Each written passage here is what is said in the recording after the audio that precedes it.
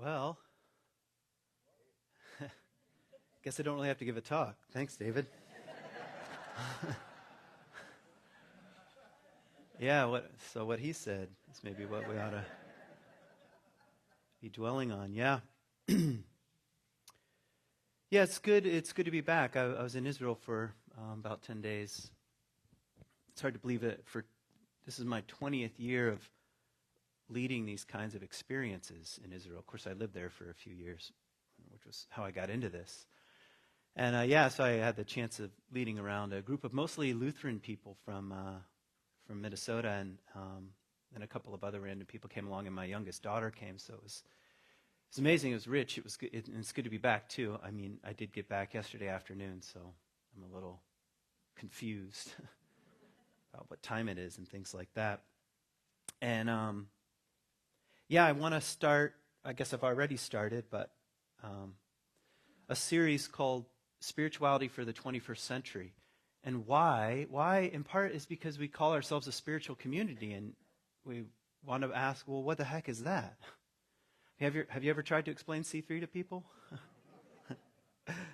So, what is a spiritual community? What do we even mean by the word? And, of course, that's a lot of what we do here anyway. We do tend to wrestle with words and questions and phrases and ideas, and that's what I hope this series will be, a bit of a wrestling match with what are we talking about when we talk about the spiritual life or spirituality. And and so I had this little talk prepared, but then some things have been happening around here. So I guess since you were cussing, David, in your little meditation, I'll just add to it. To quote the Big Lebowski, new shit has come to light, man. So I'm going to fill you in. Yeah, we've been in this spot for 11 years, renting this community center, and some of us don't like the carpet, but beyond that, it's been, it started to feel like home. It's like, that's how I feel when I pull in here. I'm glad to be here, and I'm glad to see all of you, and it's been kind of, I think, an interesting, in a way, kind of symbol for a place like us to be right in the heart of a community and to be renters and to be a part of the voice of this place, meaning Grand Haven and West Michigan in general. And so really we're dealing with three separate things about our future here, and I want you to kind of try to keep them separate. So I'm going to give you a little drive-through, and then I want to say some things about that, and then I'll finally get around to at least 5% of my talk, which is called Not Everything is Spiritual. So really three things. We are in ongoing discussions about renting this place. And as you know, we share the rental of the community center with Life Church across the way, and that's what we're negotiating in. And we want you to know that we're being taken seriously by the city as renters, and we're really actually negotiating. How do we share this space? How do we get along? And what are the terms of our agreement? What are the terms of our agreement? And can we come to something that is beneficial for us and that works in the larger sense? And we're actually in a pretty good place. We feel like we're being heard by the city, and so we want you to know that. And at this point, let us keep negotiating. And certainly, we'll let everyone know ways in which you can continue to support who we are and what we're up to and things like that. But that's between us and the city, really. That has really nothing to do with Life Church. That's just, what does the city want to do with us, and can we come to terms that make sense? And issue number 2 is, how do we get along with people that share the same space? And we've had some growing pains there. It's been a bit of a challenge.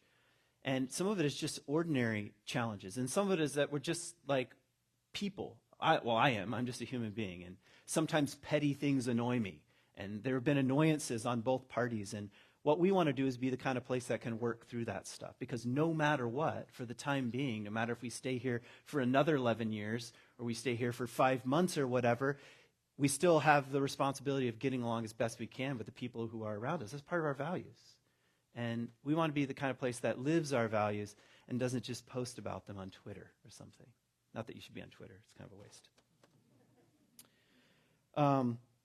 And the third kind of related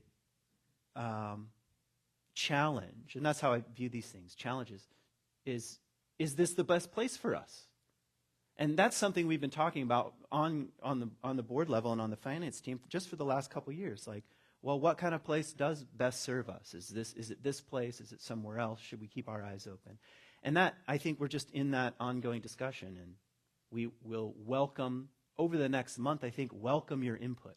We'd like to know what you think, not right now, because we have other things to do, but we want to welcome your input, like, where do you want to be, and what's possible, and have we really looked around, and could there be a better place for us? But in the meantime, we want to be good neighbors and good tenants and be adults about this whole process. Have I made sense? So I just wanted to address that directly. I used to teach high school, and in the fall every year, I don't know if you know this or not, but in the fall every year you have the first snow. Are you familiar with this? And if your classroom has windows, then everybody is like, oh, it's snowing. And if you just go on teaching, there's no point. No one will be listening. You have to stop and say, oh my God, it's snowing. And you all walk over there like this. You look for 45 seconds, then you can come back. So that's what I'm doing right now. We're looking at the snow. We're looking at the challenges and opportunities that we're facing just in our future here, in our ongoing evolution. Have I made sense? Okay. Now, as it relates to that, I have 5 points. And then point number 6 will be my actual talk. But I promise we won't be here forever. Let me just look here. Point number 1 is just a reiteration. Let's be good neighbors. Like you be a good neighbor, I'll be a good neighbor. And let's do whatever we can to be hospitable, which is the word that I was using before. Let's be hospitable people and interested people and kind people to the best of our ability as we share this space, as we would want if we were coming in here. That's how we would like to be treated. And I think we should ask ourselves kind of the hard question of, have we been good neighbors? Maybe you just want to put it in the first person, have I been a good neighbor? That's kind of a challenge. I've been in kind of a public role most of my adult life. I was a megachurch pastor. I taught high school. That's even more challenging than being a megachurch pastor, I promise you. But you end up receiving criticisms. I don't know if you're familiar with this. But you receive criticism from people, and a long time ago, I heard this from Richard Rohr, and he said, when you receive a criticism from someone, it is important to listen as to whether or not there's any truth here. And that's kind of what I'm asking about being good neighbors. You don't just want to say, I'm always a good neighbor. You want to say, wait a minute, how? Take a look in the mirror. And also remember that it's often not about you. Criticisms are often not about you. And so I want to be in that, have we been good neighbors? Maybe the answer is yes and no. But I'm sort of setting a challenge down. Let's try to be the best neighbors we can be for the next chapter. So, which leads me to point number 2. And it goes something like this. I think our existence matters. This unusual collection of people. Just look around. Kind of weird people from, I think, it's just my opinion, It's just my truth. You have to accept my truth. But sort of unusual, how do we end up here? And how did each of you end up here? When I first took this job, I had this standing, back when we had the other office, I had this standing lunch. You could come on a certain day and bring your own lunch and we would talk. And I just wanted to know, how'd you end up at C3? That was the point of the lunch. And it was so interesting that people had really different stories and different backgrounds and different religious traditions and non-religious traditions. And I thought, this is an interesting mixture of people. And so I just want to say, I think a spiritual community, whatever that matters, or whatever that means, and our particular manifestation of that belongs in the public square. That's what I'm saying. In the public square of ideas and possibilities and communities. And so I'm just trying to encourage you that I think our our presence does matter. And we're not all things to all people. We're not. We can't be. We can't be all things to all people. I'm certainly not all things to all people. That's the Apostle Paul. Apparently he said he could be all things to all people. I can't. And I think part of our niche is around even something that I would call the spiritually homeless. It's a kind of like spiritual homelessness. It's a kind of symbol. And I think we attract those kinds of people, or spiritual misfits, or doubters. Like if we had a patron saint, it would be Thomas, okay? And I think we attract open-minded people. So let's just be that. It's okay. That's the kind of people that we're interested in. And people like us and people not a part of this community who feel spiritually homeless might want to find a home here. And so our presence here matters. I want to encourage you in that sense to be yourselves and be C3 here in West Michigan. Okay, point number 3 is that I haven't gotten around to what is the spiritual life, but I'll try in a moment. But I want to say that a spiritual life fundamentally involves conflict. That the very nature of change necessitates conflict, I think. Or I should say, conflict is an ingredient in change. I mean, do you change just without conflict? Think about it. The real big changes in your life, has there been tension and conflict? I guarantee there probably has. And so just the fact that there are some tensions about renting and things like this, okay, that's an opportunity. That a spiritual life where because what does that force us to do? It forces us to ask, who the heck are we and what are we doing here? And what are our values? And do you even want to come? Do you want other people to be a part of this? And how are you going to live these things out? And all that stuff is good, I think. Have I made sense? So let's be the kind of place that can welcome tensions. And fourth point, I've already lost count of the numbers. I'm going to pretend I'm on point 4. Was I on point 4? My students used to say that when I didn't know, I would just switch to like letters, like so I think I'm in that place. B. Oh yeah, are we on B? B. All of the above, E. That was my favorite choice always. Okay, it's kind of a reiteration of some of the things I was saying before, but this is a chance for us to live out our values. It's a chance for us to live out our values, and I don't think we have anything to apologize for, us being us in the world, but that still also comes with some responsibility. Look at them sometime. Just read the values and ask yourself, are there ways that I can embody these that are new and fresh and challenging? And there's no need to point fingers or anything like that. Let's just live out our values. Point 5, and then I'll get to my actual talk, which will be point 6. Don't forget we have a long history. I just want to remind you of that. I said that last week, or 2 weeks ago. Beth was teaching last week. We have a long history, more than 100 years. Different manifestations of this place have existed. That's a long time for a spiritual community. And that's a kind of evolution.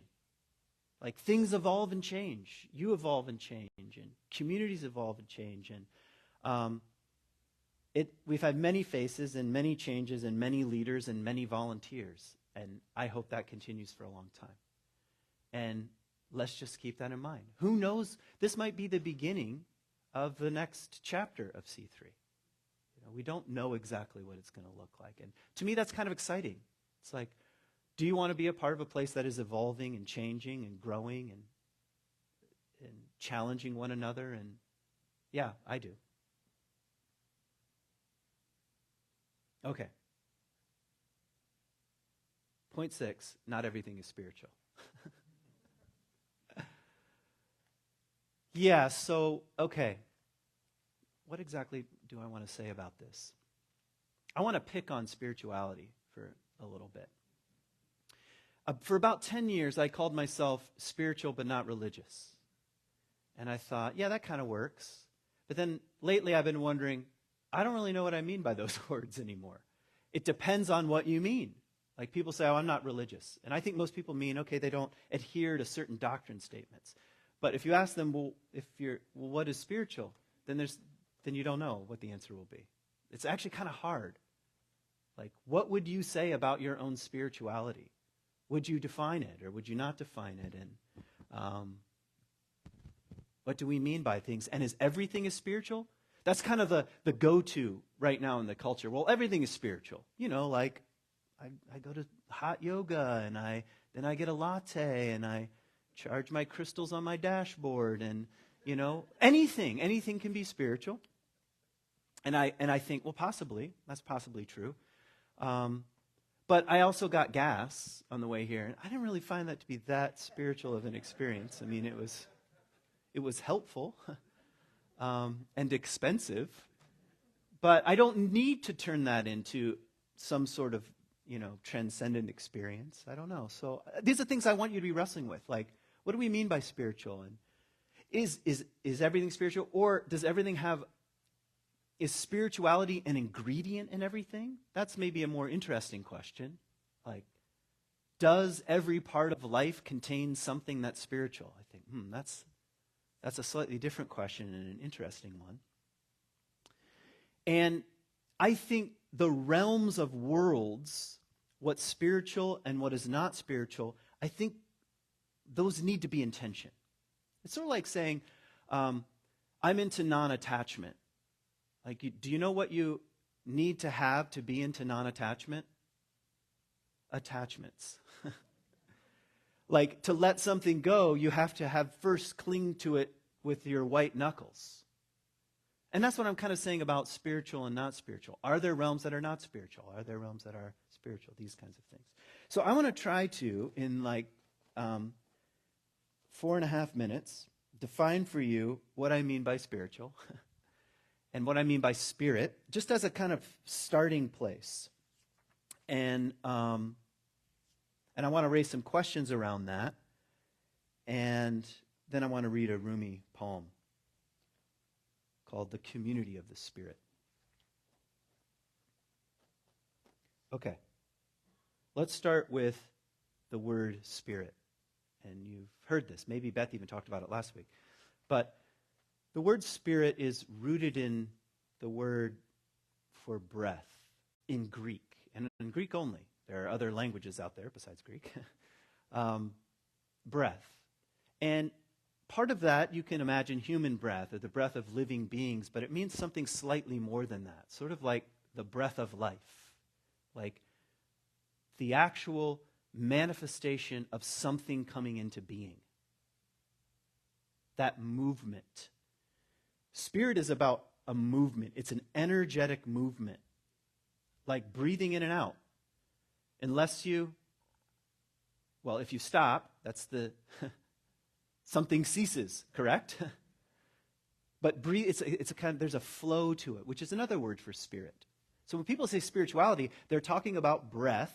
I'm talking about ancient. I'm using some ancient images here. They're talking about wind. That's another translation.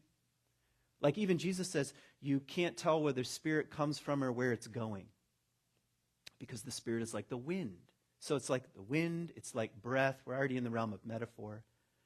It's like a flow. If you go into the ancient Eastern religions, it's much more like a river. The ongoing movement of something. It's not stagnant. It's what I would say is the yes of life, which is slightly different. Like you could ask, why is there something rather than nothing? That's a philosophical question. But spirit is interested in the manifestation of the something. It's like, who cares why it's here? It's the how of being itself. That's the realm of the spirit. The movement, the flow, the life force, energetic life force. That's another way of saying spirit. You could even say it's evolution itself. It's the expansion and flowing out of being from simple to complex. That's the nature of evolution. Have I made sense so far? That's the realm of spirit. Here are other words for it. Source. Kundalini would use energy. So the energies of movement. Plato used Eros. Plato used Eros. It says the fundamental reality of the universe is Eros. And Eros is one of the expressions of love. So it's the outpouring, the Eros, love, life force of being itself coming into being. And guess what? It's not that personal. It's just the way things are. And now let's make some connections. How many of you have ever felt like you were all of a sudden in a mode of being and you were being carried along somewhere? Like it wasn't so much you, but you're caught up in something that's larger than you. That would be the realm of the Spirit. Just by definition, by using ancient definition here. Oh, here's the kind of stuff. I'm going to probably give a whole talk on this, so I'm going to give it away right now. So Darwin used the phrase, the survival of the fittest 2 times in Origin of the Species. Survival of the fittest. And he used the word love almost 100 times to describe evolution. And he's alluding to Plato here with Eros. That's the life force that wants to be in the world and live in the world and move in the world. And it's transcendent, and it transcends the ego, the small self, the I, the small I. It's like that feeling of there's something larger than me is the feeling of the Spirit. Have I made sense? That's my best attempt right now to try to describe something that's hard to describe. So a spirituality is a relationship with that thing, with the flow, with energy, with love, with Eros, with life, with being, with meaning, with the energetic flow of things. That's what a spirituality is. And you cannot have a spirituality. You can resist that. I mean, if you take the image of a dam for a moment, like you put up a dam in the flow of the river and things stagnate, correct? And you've probably felt that in your life at certain times. And a spirituality that would be more in line with the flow, there would be more movement. The dam would come down and it would move and flow and be. Okay? So, that's sort of why I'm saying not everything is spiritual. Not everything is necessarily leads to a relationship with the universe coming into being, with flow and movement and life force. You can resist these things. So, I guess partly what I'm saying as an opening question is a question of relationship. I think a spiritual life is just a question of how do I relate to things that are of ultimate concern. A spiritual life is how do I relate to the movement of the flow of mystery in life. That's a relational question, not so much a question of definition. It's a relationship question. And let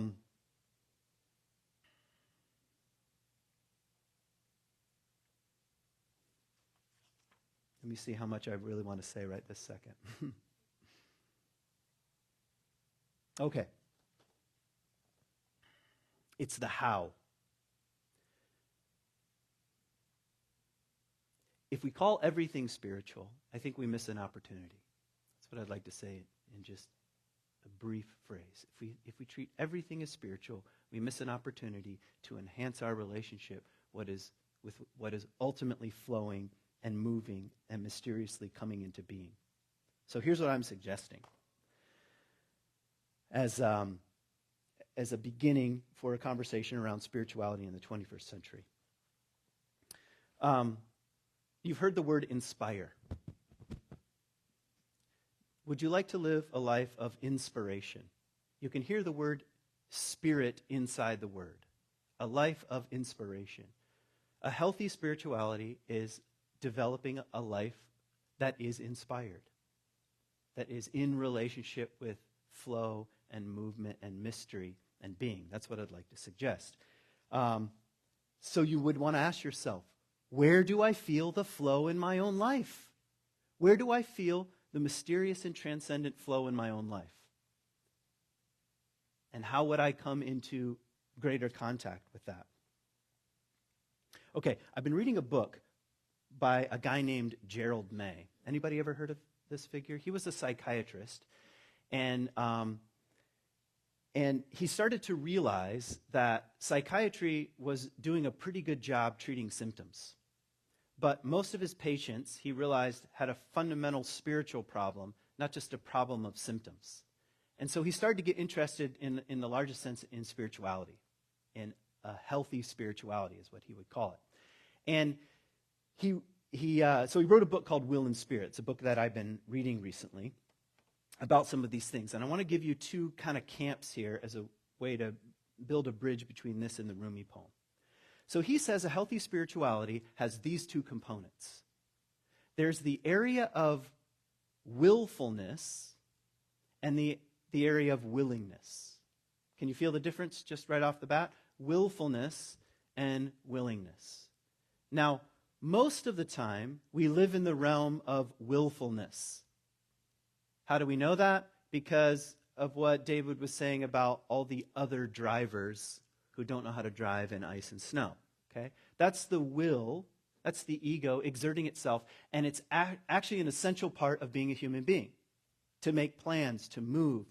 It's the realm of choice and freedom and discipline and making something happen. Things aren't going your way or things aren't going away for the community. It's a question of how do we exert ourselves. That's willfulness. But it's only one face of the spiritual life. The other face is the polar opposite, and that has to do with willingness.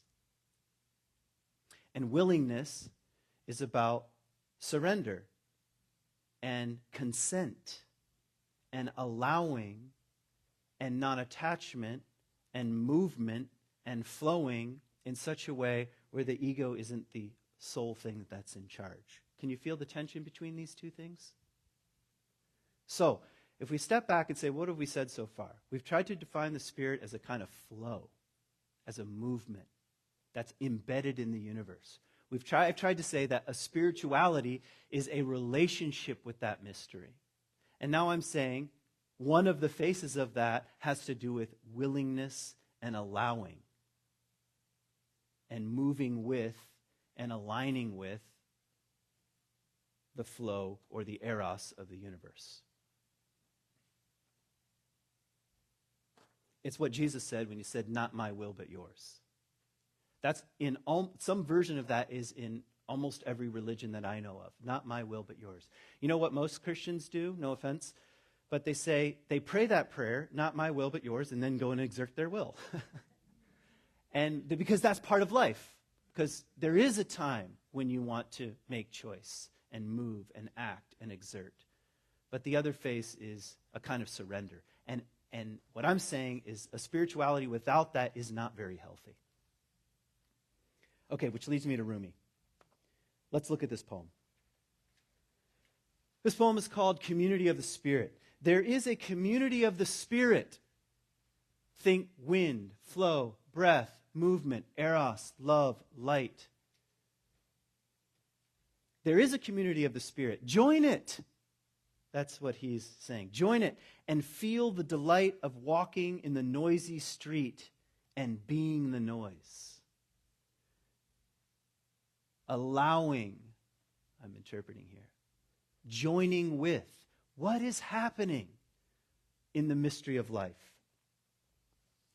Drink all your passion and be a disgrace. By the way, this kind of spirituality, this kind of movement with the Spirit might put you not in alignment with your neighbors and friends and with polite society and sophistication. So drink all your passion and be a disgrace.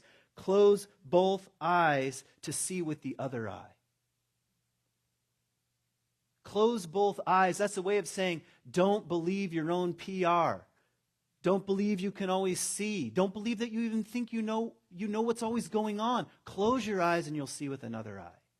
See, this is a kind of spirituality, a poetic way of trying to describe the spirituality that I'm interested in.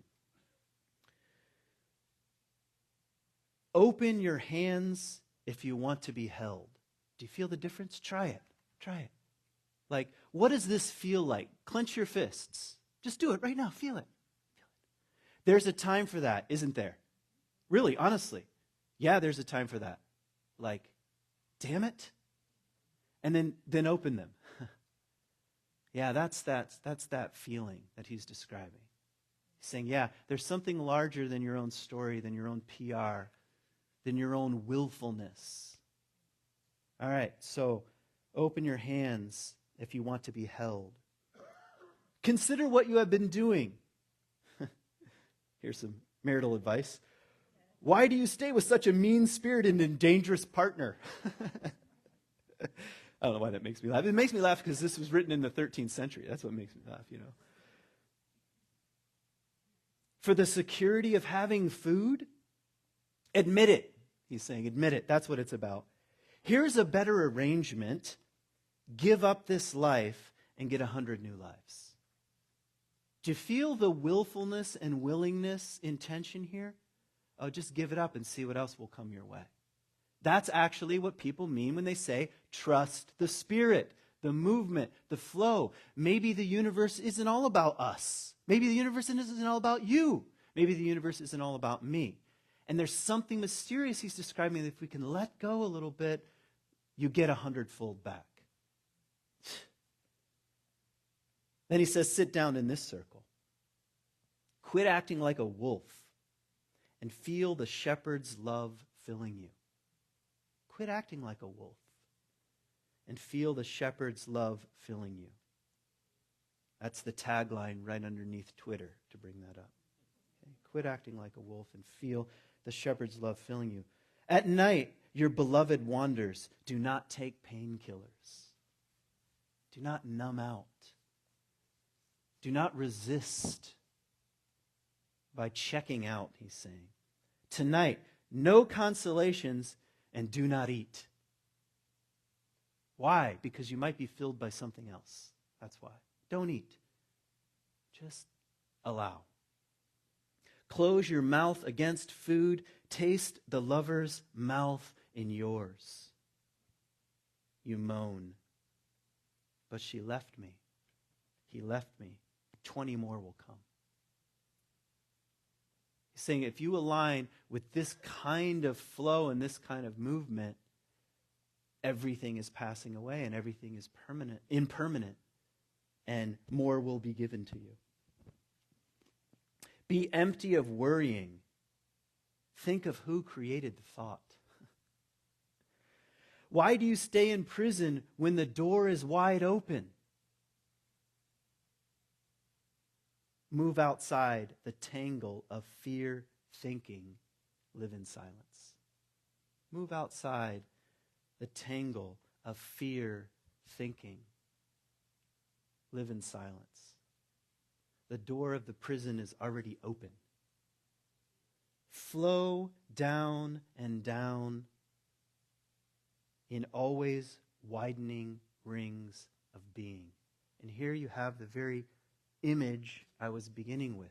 Flow, movement, wind, spirit, water. Flow down and down in always widening rings of being. That's the kind of spiritual life I think we need in the 21st century. There's time for willfulness, and there's the invitation of willingness and consent and mystery and motion and love and movement and expansion. Like Rilke says, I live my life in widening circles that move out across the world. It's the same kind of sentiment. Rilke, I think, is alluding to this line, flow down and down in always widening rings of being. He's saying this is the kind of spirituality that can expand your life. It's the kind of a stance you can take in the world that where the small ego dissolves enough where your own being can grow.